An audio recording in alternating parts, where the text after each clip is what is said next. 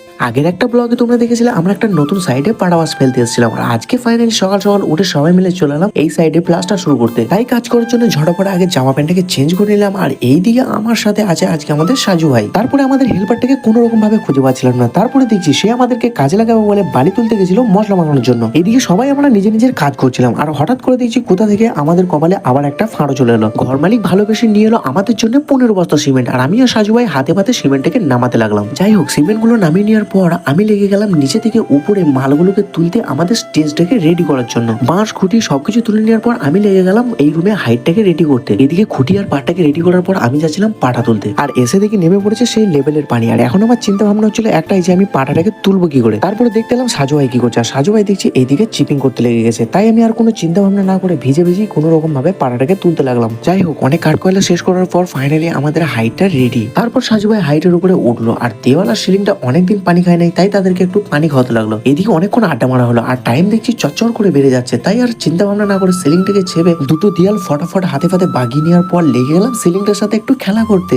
তারপর দেখি সিলিংটা আমার খেলা করা দেখে খুবই খুশি হয়েছে, তাই স্পঞ্জটাকে নিলাম আর তাকে আরেকটু সুসুড়ি দিতে লাগলাম। এদিকে মজা মারতে মারতে হাইটের কাজটাকে রেডি করে হাইটটাকে খুলে ফেললাম, আর আমি লেগে গেলাম একটা দেয়াল চাপতে, আর ওইদিকে সাজু ভাই লেগে গেল আর একটা দেয়াল চাপতে। এদিকে নিচে যত কাজ ছিল প্রায় সবকিছু বাগিয়ে ফেলাম, কিন্তু দুঃখের বিষয় একটা ওয়েদারটা ছিল এতটা মেঘলা আর টাইম ছিল খুবই কম, তাই তোমাদেরকে আর পুরো কাজটা দেখাতে পারলাম না। কাজটা তোমাদেরকে অন্য একটা ব্লগে দেখাবো। তো আজকেকার মতো এখানেই শেষ, দেখা হচ্ছে নেক্সট একটা ব্লগে।